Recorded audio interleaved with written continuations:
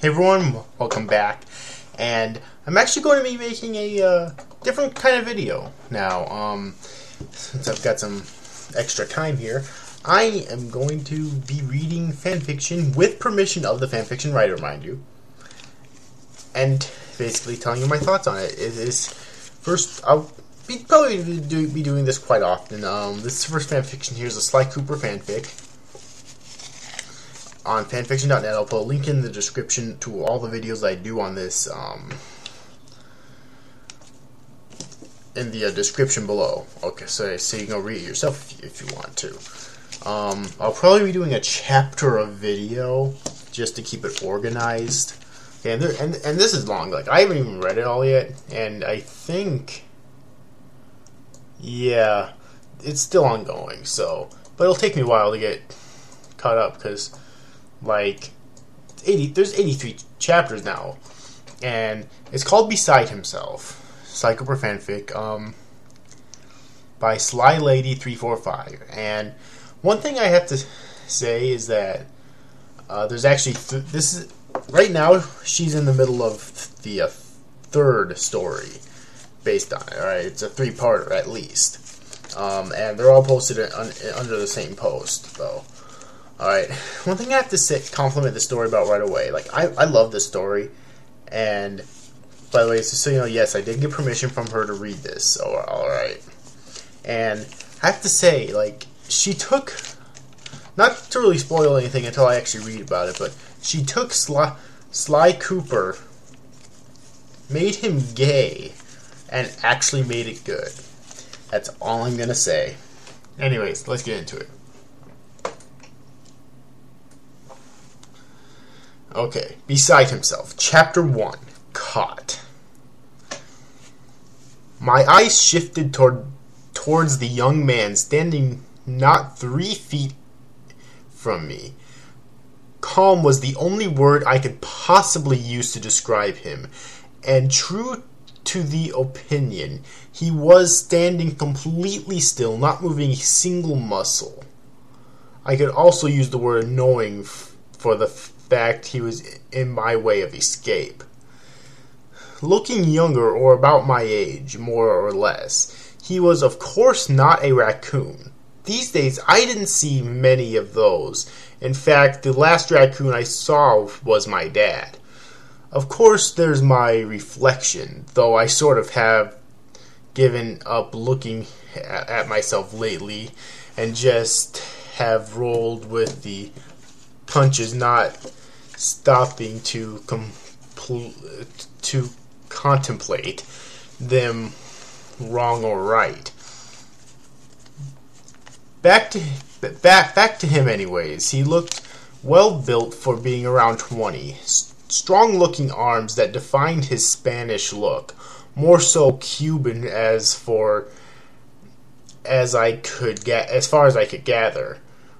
Well-placed cheekbones that highlighted deep-sea green eyes, the most attractive feature I could see besides his muscles. A black-tipped nose with a few white, invisible whiskers. He was a fox about my height, maybe 3 inches off from being my size. This was intimidating, but I've dealt with a lot of taller foes.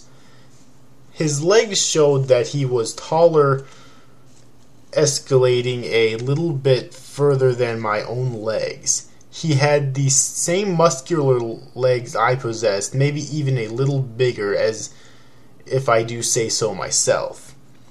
His outfit was ridiculous, however, and really made my attention drop by 60%. I didn't realize you could measure the percent of how much your attention drops. Interesting.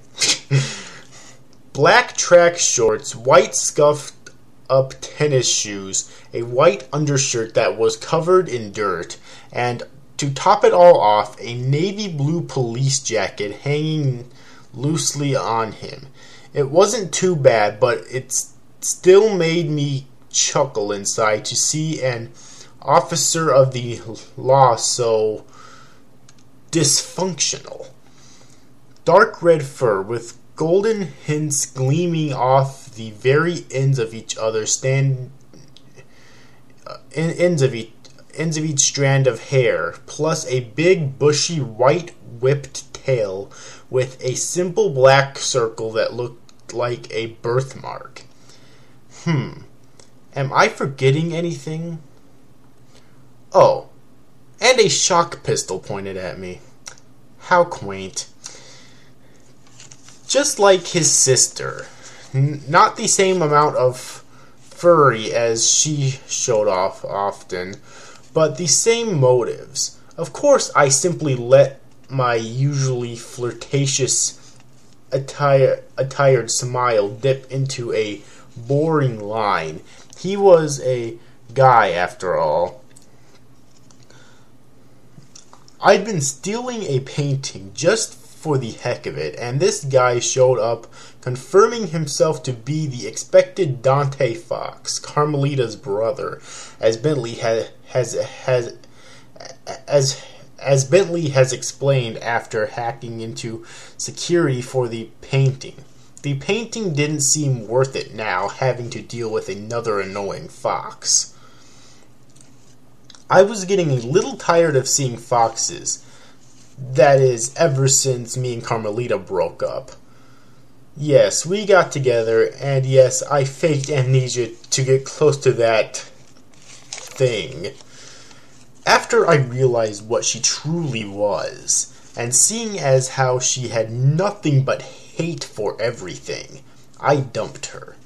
It felt good, actually, to move on with life, but I still felt sort of lonely. I'd get over it soon enough, I assured myself, though there were always the knowing feeling that I wasn't really happy being some player.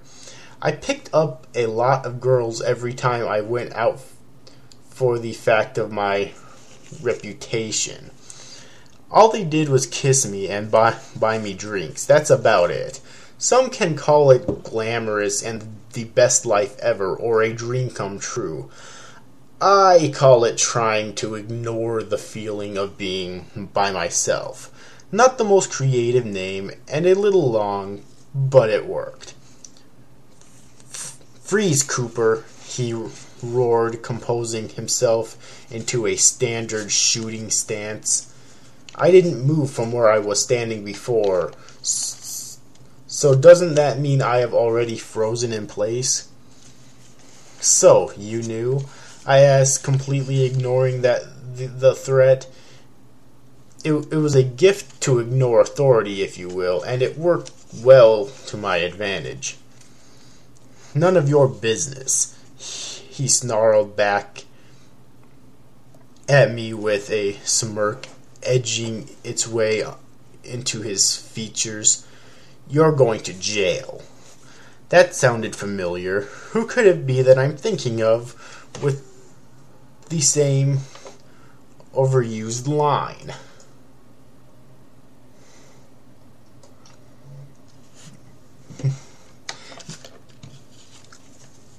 Now that's being rude. I put a hand to my heart and pretended to be hurt. I'm a master thief now, aren't I?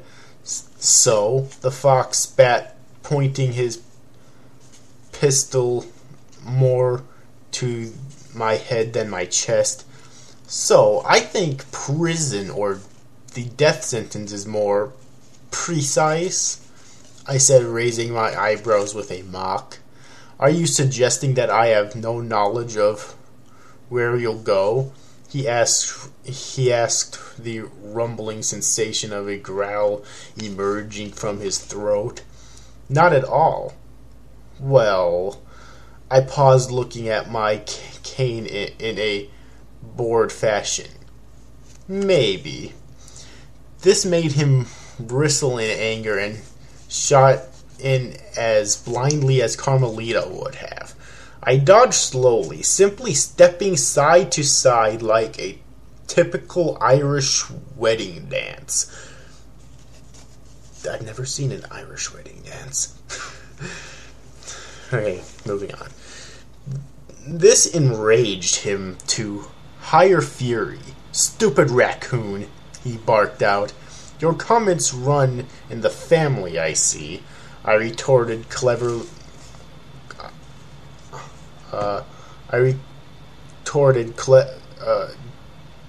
Cleverly, my high-def smirk stunning out like Christmas lights. Strung out like Christmas lights. I don't see how cleverly fits in there. Unless it says deverly, but I don't think that's even a word.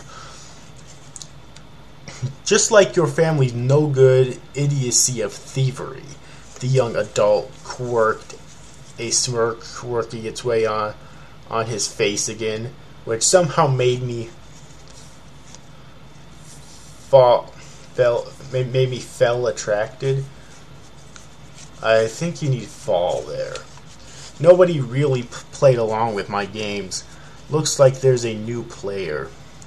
Again, I'm very hurt at your words. I paused dramatically. Though I have no time to shed tears, for I feel it is time for the chase, and for once, I'm not going to have to do any work. This made him spat out things in Spanish that even I knew was dirty and foul. Pretty soon he recovered and watched me gallop away across the rooftops, barely catching up with me. Get back here! No thanks, I replied with a roll of the eyes. As we took chase, he fired and missed. I dodged without any more comments to him. It was kind of strange and sort of displeasing, not being able to yell anything at him flirtatious like I'd done to Carmelita for so many years. But I had to get used to it, I guess. I saw my van ahead and gave a grin. Picking up speed, I heard the officer behind my start to shout curses, including my name.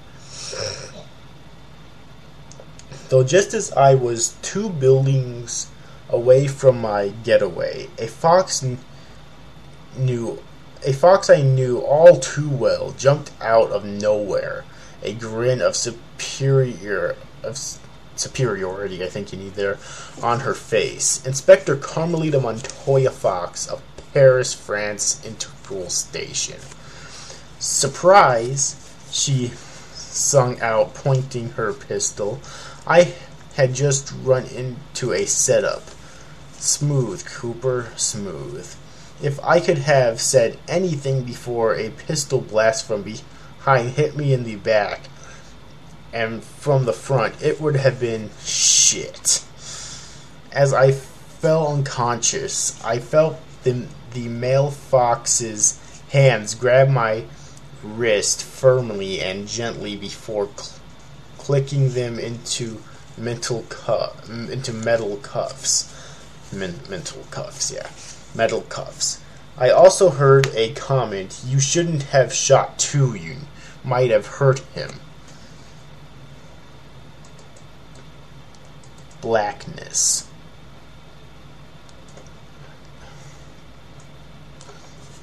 It isn't pleasant waking up in some strange place. I knew exactly where I was, and I knew exactly where I was going.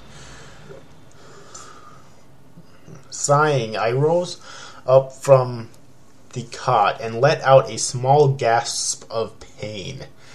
Stupid pistol blasts, I muttered under my breath as I struggled to lift myself on my arms to a sitting position. And what did I see when I finally got into a position of dignity?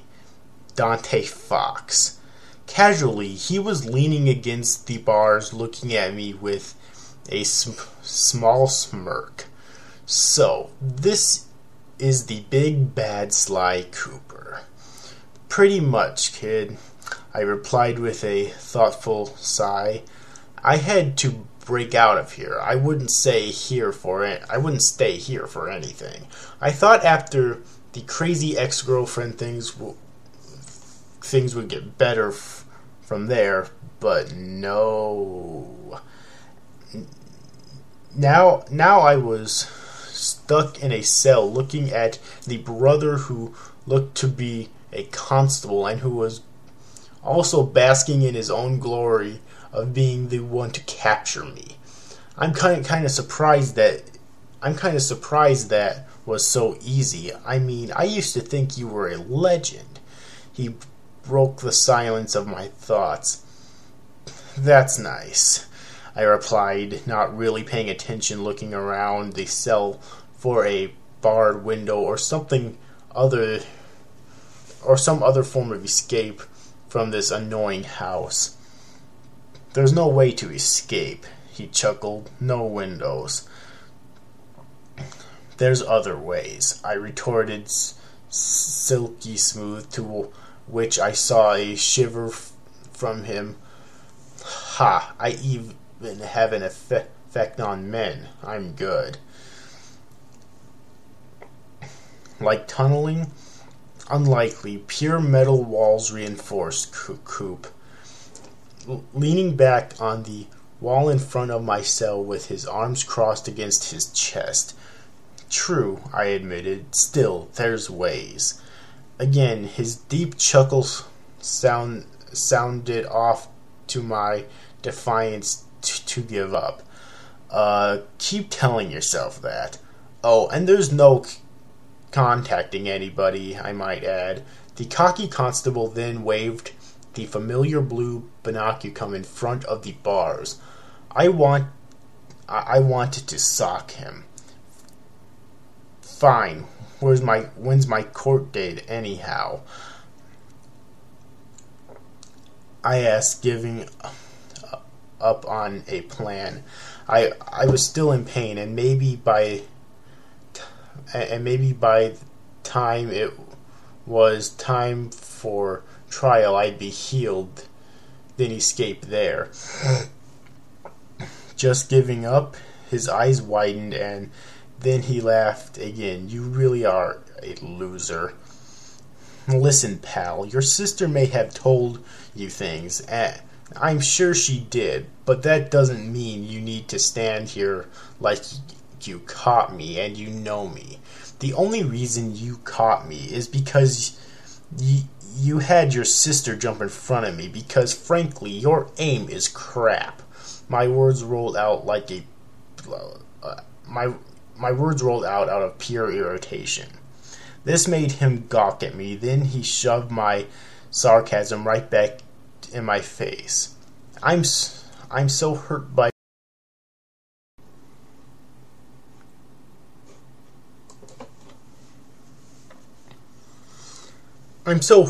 your words, Coop, putting a hand on his heart and looking up towards the ceiling.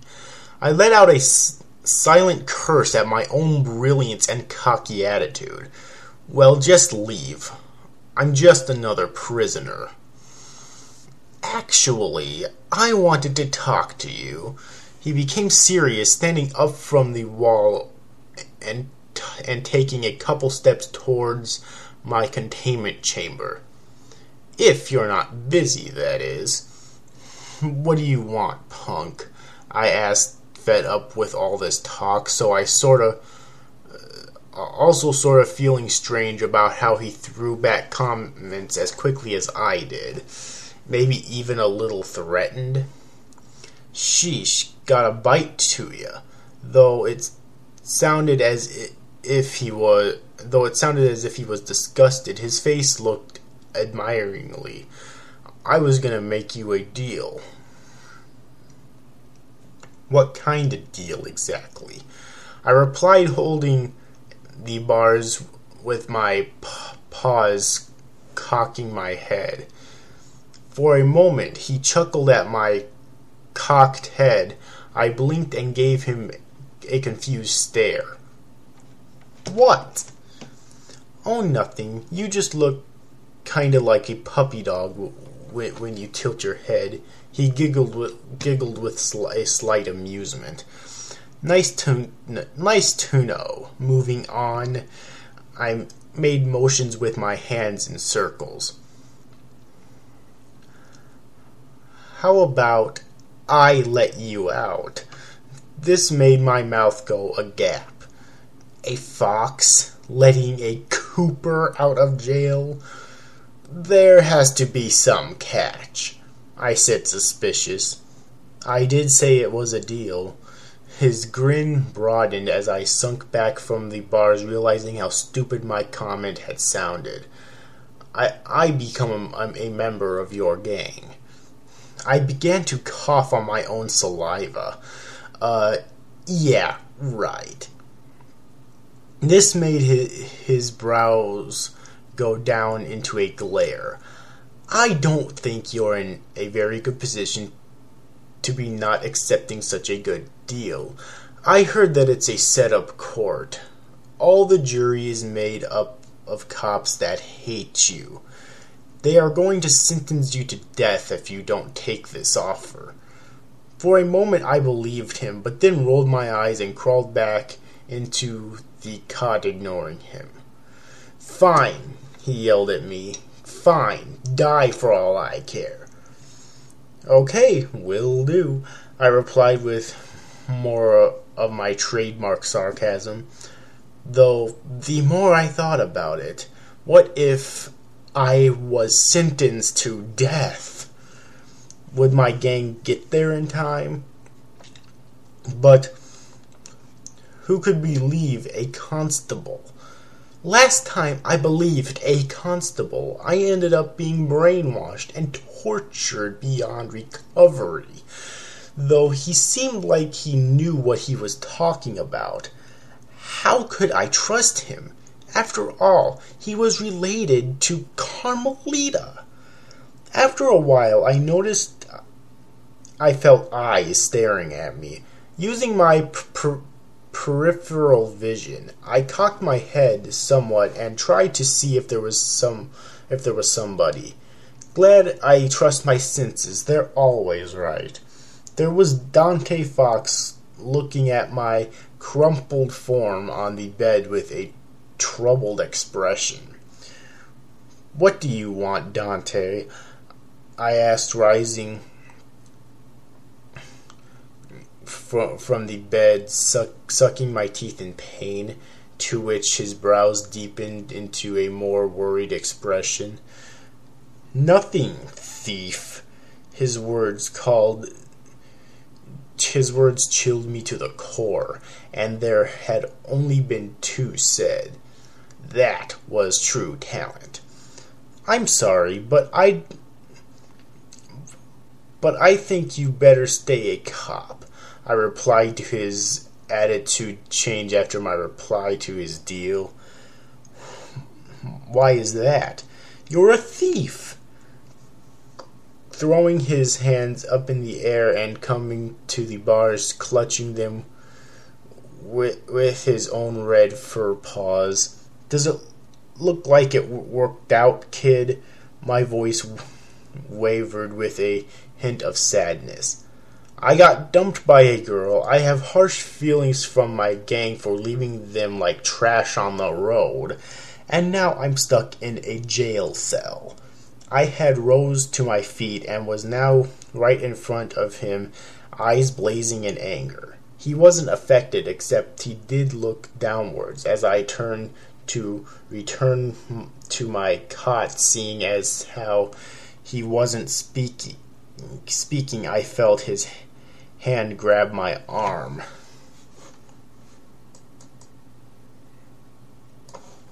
He yanked me back into the bars to where my back was now to him, standing on the outside without warning. His arms wrapped around my smaller frame, and he whispered in my ears, "You shouldn't give up so easily on life." His warm lips close to my sensitive ears made them flatten. He chuckled at my stiff form. And I'm not a kid.